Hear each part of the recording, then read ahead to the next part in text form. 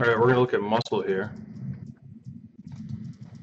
Before we start out with muscle, I'd like you to know that you're going to be expected to understand that muscle is difficult as a subject because of function and the complex organization of structures. There are several structures that you need to keep straight of who's where, what they do, and how they affect larger things. So we're going to look at histology of muscle first. And you should recall that there were three types of muscle: skeletal, cardiac, both of which were striated, meaning they have that striped or wavy appearance, dark and light bands. And we have smooth muscle, which is also sometimes referred to as non-striated. Now the focus in this chapter and in lecture as well is that we're going to look at skeletal muscle. We're going to understand as students, you should know that the subtle differences between cardiac and skeletal muscle, aside from location, their function is that they both move or contract. The difference is what they move when they contract. The heart pumps blood into the circulatory system with each beat, and skeletal muscle acts upon bones and moves joints through lever systems, which you're going to know a little bit about and not obsess on. In regard to skeletal muscle, the difference between heart and skeletal muscle, or cardiac and skeletal muscle, is voluntary and involuntary function, meaning controlled by different aspects of your nervous system. The term somatic nervous system means you're in control. You're voluntarily moving something at will, versus the contraction and the beating of your heart, or if we're thinking of smooth muscle, the uterus wall, blood vessels, the airways that go into and out of your lungs, your GI tract, they all are lined with smooth muscle. Matter of fact, what you should think about as far as organization in the body, the rarest of muscle types is found in one location, and that's cardiac muscle. If it's attached to a bone, you should think of skeletal muscle, and if it's in a visceral or vital organ, you should assume that that would be smooth muscle. Now that isn't always the case. There are a few exceptions where you find skeletal muscle at the end of various tracts. Example being at the bottom of your bladder, and in the anus you have a skeletal muscle, not just smooth. You'll learn more about that when you're a Part 2 student learning about visceral and vital organ systems. So back to the anatomy of skeletal muscle tissue. You look at the screen there for me. Got two pictures for variation purposes. You can see that skeletal muscle are long parallel cylinders with the nucleus on the outside of the cell, meaning peripheral rather than in the interior where my pointer is.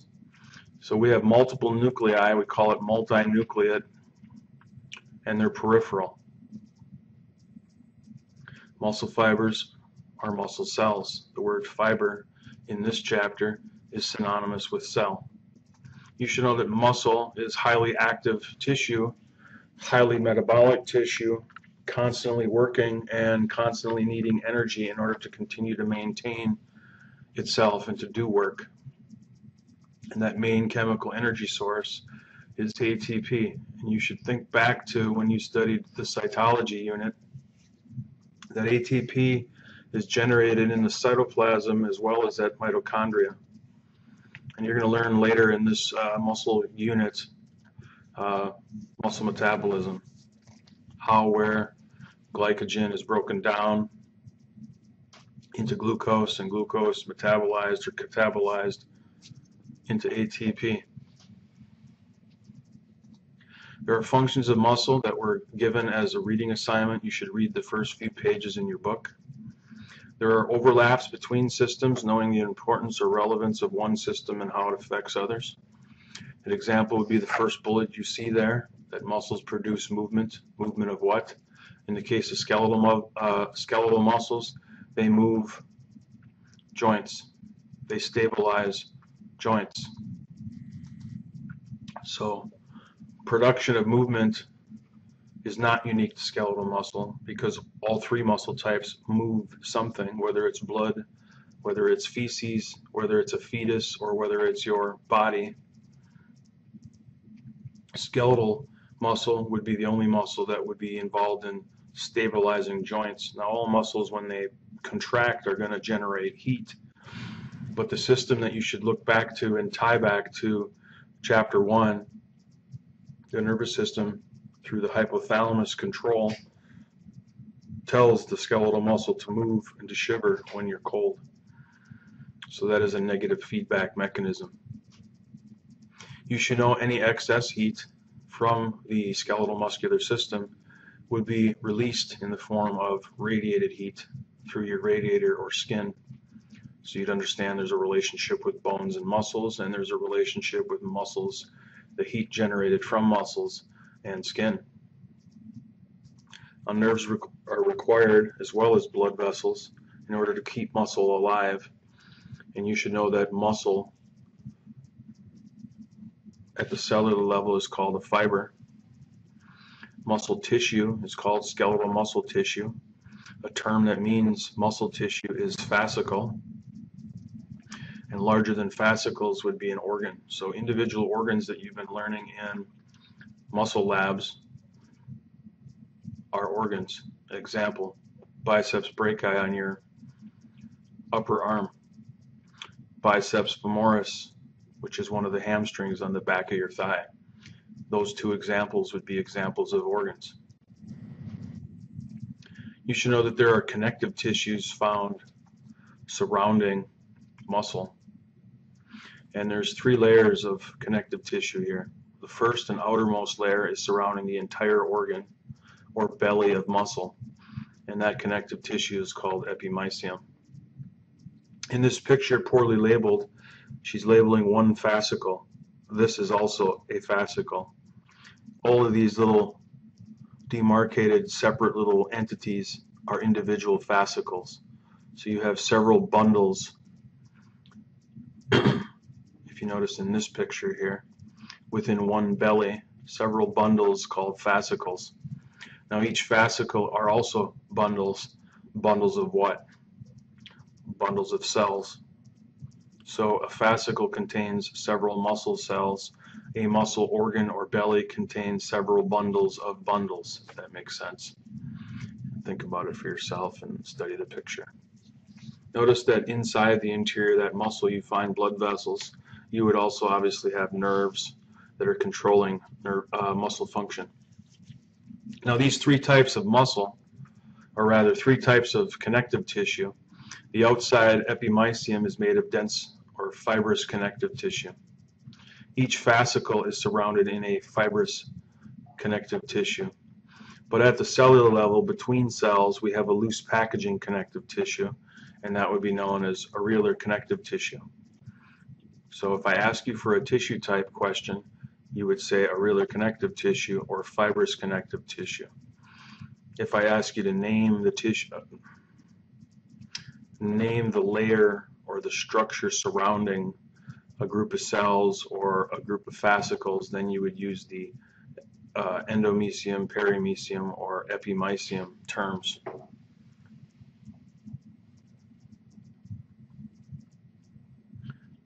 So we have different connective tissues associated with skeletal muscle. And another group of connective tissue would be referred to as fascia. Fascia are sheaths of fibrous connective tissue that support muscle. They're found between layers. If you were to dissect a cadaver or an animal, it might take a little bit of effort to pull the skin away from the muscle. That would be due to the underlying fascia below the skin, but between the skin and muscle. And we have superficial fascia. That would be the specific fascia between skin and muscle. But we also have deep fascia, which would be found between muscle bellies. So if one was to dissect a cadaver or a cat, you would have to break up the connective tissue between muscles if you wanted to see individual muscle organs or bellies. Connective tissue further. You should know and be able to define the following. aponeurosis, tendons, ligaments, and retinaculum. Ligaments and retinaculum will not be found in the PowerPoint. Ligaments join what? Bones to bones. Retinaculum are found holding tendons down in complex joints like the knee, or at the end of the extremities, at the distal end, say the wrist and ankle. We call those retinaculum. Now the two that are actually more muscle-related structures of connective tissue would be tendons, and you know that tendons attach muscle to bone, and aponeurosis, which you recently learned that join muscle belly to muscle belly. And that can be seen in the second muscle chapter. Now those four structural terms that I gave you, aponeurosis, tendons, ligaments, and retinaculum, are all made of the same type of tissue, and that would be dense, regular connective tissue, high in collagen, all collagen fibers going in the same direction to provide equal resistance, or all pulling in the same direction when a muscle contracts. Now you should know and go a step further with tendons. Tendons, once again, are attachments to bone. Muscles are attached to bone, to the bony landmarks and structures that you studied in previous labs, such as trochanters, tubercles, and tuberosities. But the two tendons on either end of a muscle belly may have a slightly different name from each other, and one is referred to as the origin and one the insertion. You should know the difference between the two, and that difference is that one is a non-movable attachment while the other is moved towards the other. The movable insertion and the non-movable origin would be the two names for a muscle that has just two attachments. Muscles that have more than two attachments would be muscles like the biceps, the triceps, or the quadriceps, and they're scattered throughout the body. So tendons are referred to as origin insertions with your muscle work. Be able to define them and know what tissue makes up a tendon. Now, earlier I mentioned in the picture that muscle cells are referred to as muscle fibers in this chapter. Muscle, you should know that muscle tissue embryonically is derived from or develops from an embryonic germ layer known as mesoderm, seen in a picture at the end of chapter 4. There is a typo on this slide, and that is that you want to know that muscles range, not rage. You do use your muscles when you have a fit of rage, but that's a typo. Okay. Now, how big are muscle fibers? Muscle fibers, under the microscope, appear to be hair-like structures. Again, long, thin cylinders, individual cells or fibers. Muscle cells can range anywhere from a very short distance up to nearly a foot. They're microscopic structures, however, when you look at their diameter. And you should notice in this screen here, and look to the back of the textbook if you're not familiar with units of measurement, that is a micrometer. Micrometer as opposed to in length, we're talking about centimeters. Now to the illustrations. We're going to look at various types of muscle tissue and look at the complex organization of muscle. In this figure, you can see at the very top, which you would have recognized under a microscope with histolab, a striated muscle, parallel fibers, multiple nuclei, but they're peripheral. To go a step further with the knowledge you learned in histology, skeletal muscle and cardiac muscle were striated. The striation is referred to as dark and light bands.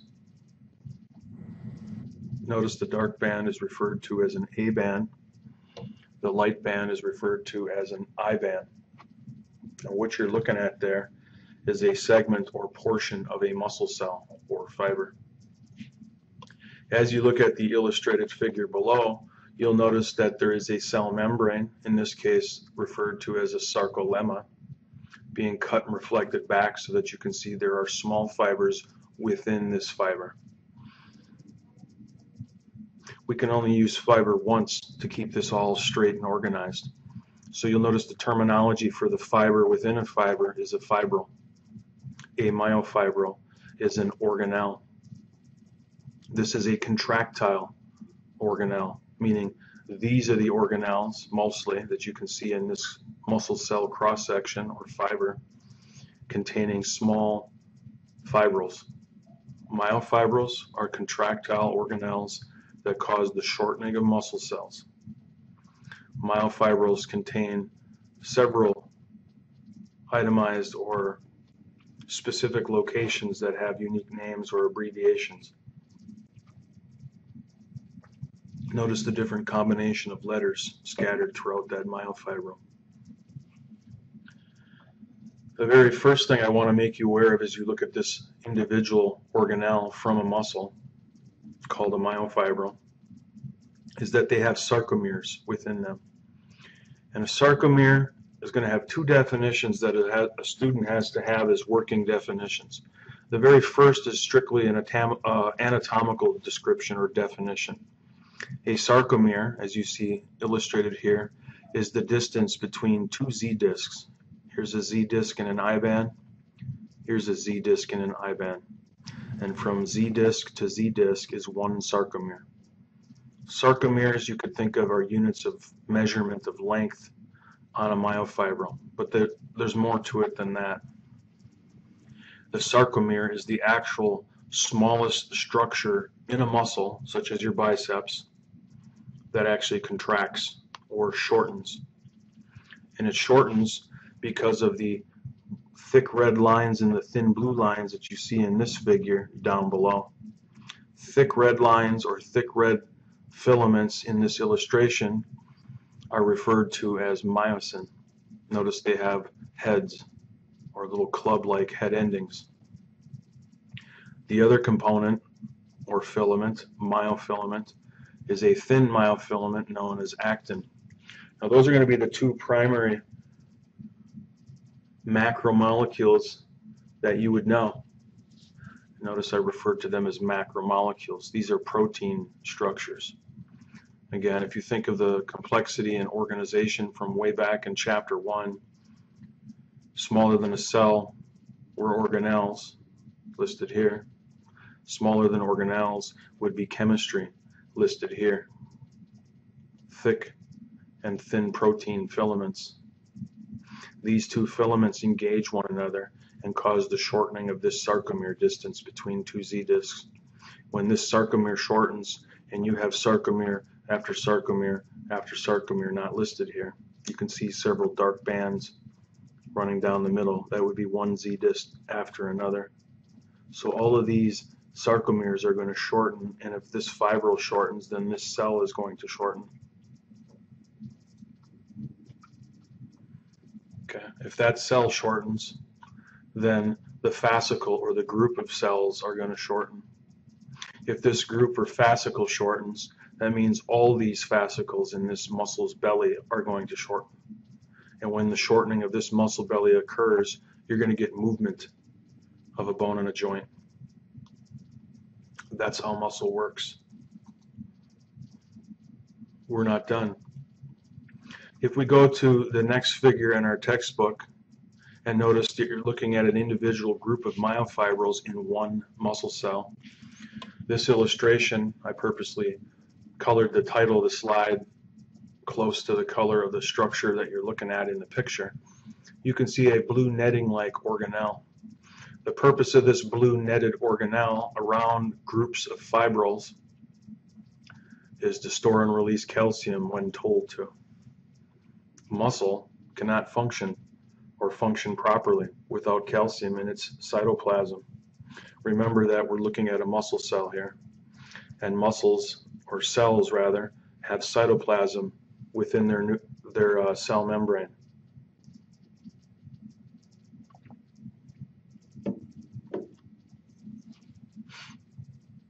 The organelle known as sarcoplasmic reticulum is going to be stimulated by your nervous system to release calcium when when told by that electrical signal. In another picture here that I'll show you now so that you can connect the dots, jumping ahead in the PowerPoint, you can see a neuron synapsing on the outside of a muscle cell, muscle fiber, muscle cell.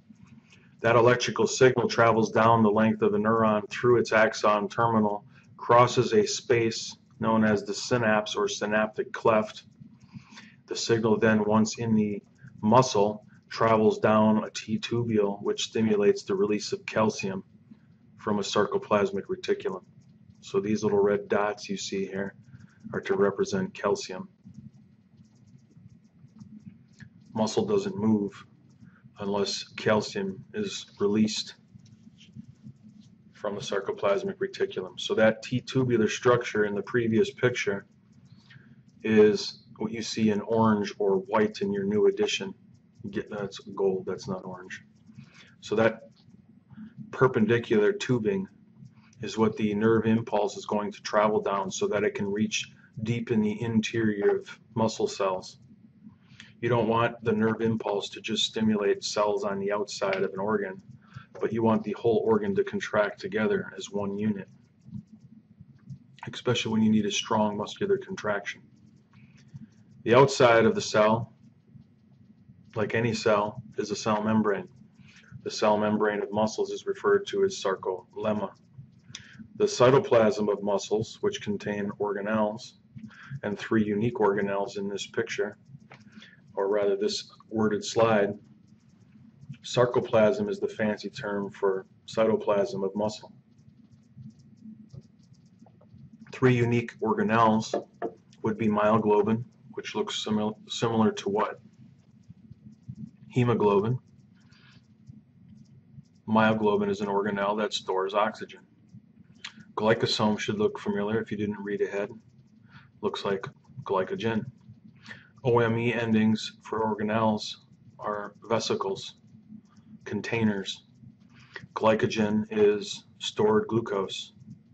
Muscle needs lots of energy in order to carry out its function. Without energy, muscle has no ATP. So glycosomes is stored energy vesicles. And lastly there, the most abundant of organelles in muscle is the contractile organelle known as myofibrils, as you've seen in previous pictures.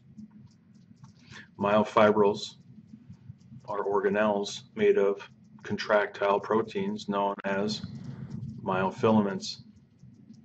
There are 2 types of myofilaments, actin and myosin. Again, they're proteins, therefore they're macromolecules. The overlap of actin and myosin is what causes the visible striation seen on muscle. So when you have an overlap of the red here and the blue, you get a dark band. A dark band is known as an A band. When you have just actin in an I band, you have a light band. I bands are light bands, A bands are dark bands. There's an A in dark, there's an I in light, if that helps you to memorize. Also shared in lecture was a very dumb saying that I came up with that you won't hear anywhere else, but it helps the A&P student. So you might remember and memorize that ham is delicious. Okay? Ham is delicious. Okay? When you look at a picture of muscle cells, looking for you.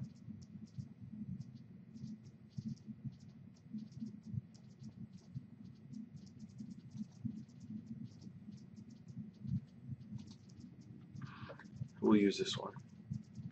You'll notice that there is an M line not labeled. That's what this is. The M line is in the H zone.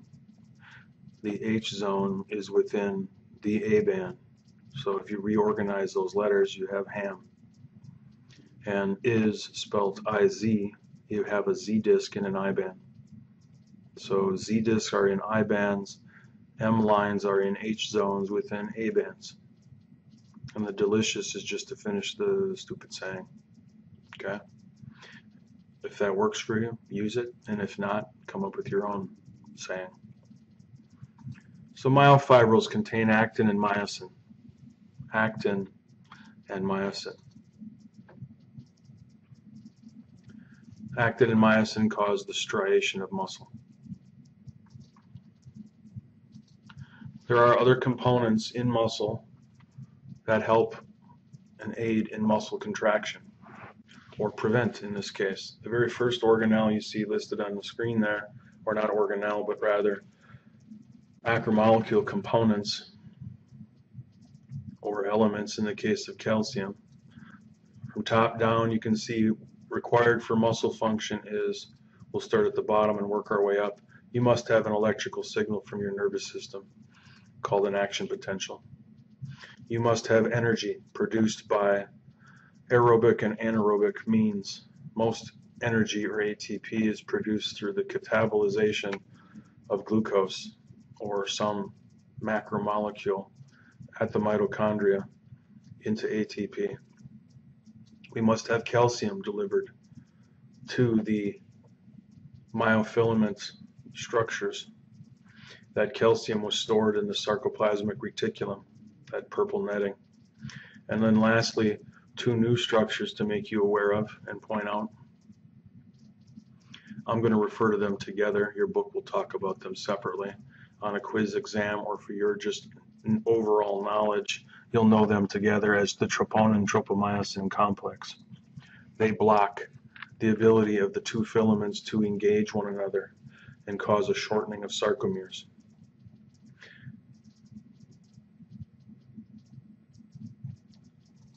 Series of pictures that I've already talked about.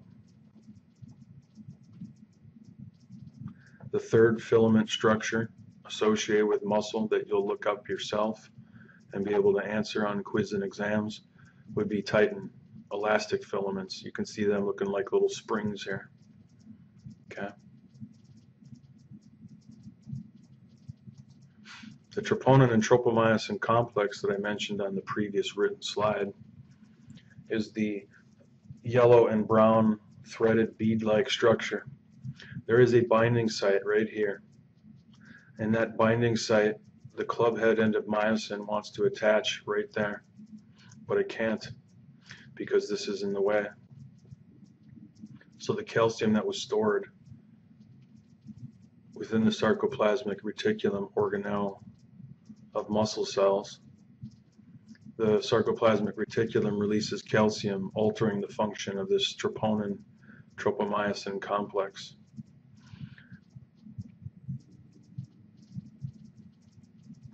There's my ham is delicious that I couldn't find earlier.